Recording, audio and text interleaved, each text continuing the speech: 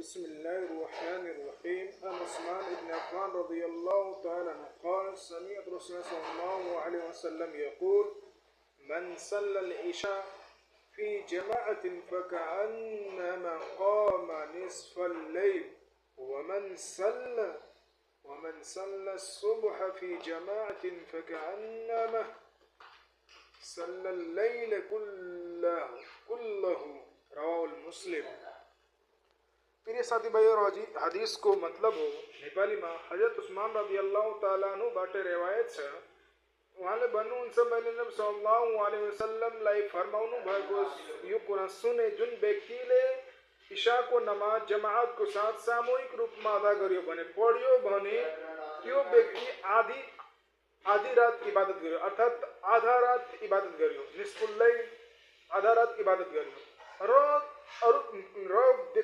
कुनै पनि व्यक्तिले फजरको नमाज जमाअतको साथ अदा गर्यो, जमाअतको साथ पढ्यो, जमाअतको साथ सामूहिक रूपमा पढ्यो भने त्यसले सम्पूर्ण रात इबादतमा गुजार्यो।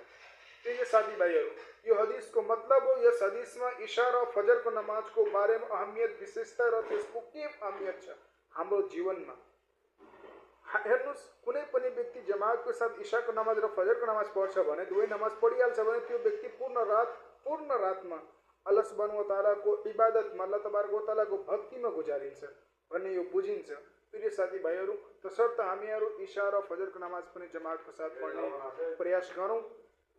र हामी यदि एउटा हदिसमा आउँछ, यदि कुनै पनि व्यक्तिले पूर्ण रात इबादत गर्यो, तहज्जुदको नमाज पढ्यो, तिलावत गर्यो, कुरान पढ्यो र त्यसले फजरको नमाज पढेन भने त्यसको पूर्ण रात इबादत गरिएको व्यर्थ हुन्छ, खराब हुन्छ, व्यर्थ भइहाल्छ, त्यसको कुनै हिसाब हुँदैन। किनभने फजर र इशाको नमाज यदि कुनै पनि व्यक्तिले